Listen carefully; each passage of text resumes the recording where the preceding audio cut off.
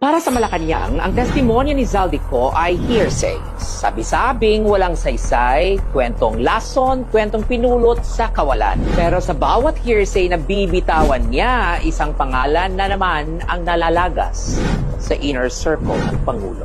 Boom! Kasunod ng mga video, bumagsak si Lucas Bersamin, the little president. Kasunod si Amena Pangandaman, Budget Secretary.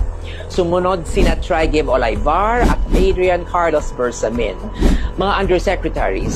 At ngayon, ang pinakamatindi, Justice Undersecretary Jose Jojo Cruz Cadiz. Hindi lang implicated, kundi binansagan pa bilang bagman ng Pangulo. Tumatanggap ng bilyon-bilyon umano mula sa mga delivery ni Zaldi para sa taas. Ito raw ba ang hearsay? Kung lahat ng naririnig mo ay fake, bakit parang lahat ng nasa gitna ng kwento nagre-resign?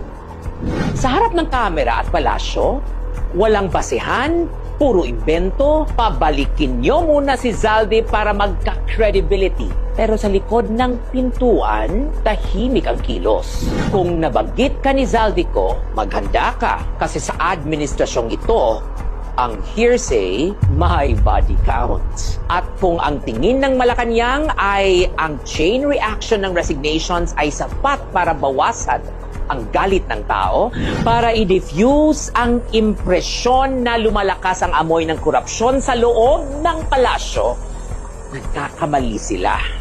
Dahil obvious na ngayon, hindi ito house cleaning, damage control ito.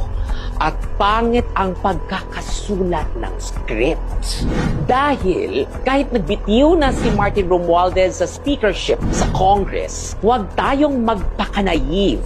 Si Sandro Marcos pa rin ang majority leader. Siya pa rin ang may hawak ng baril ng kapangyarihan sa Kongreso.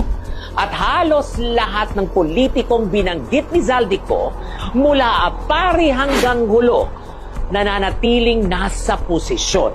May hawak na kapangyarihan at hindi man lang nababalutan ng investigasyon. Kaya sino ba talaga ang niloloko ng palasyo? Tayo ba o ang sarili nila?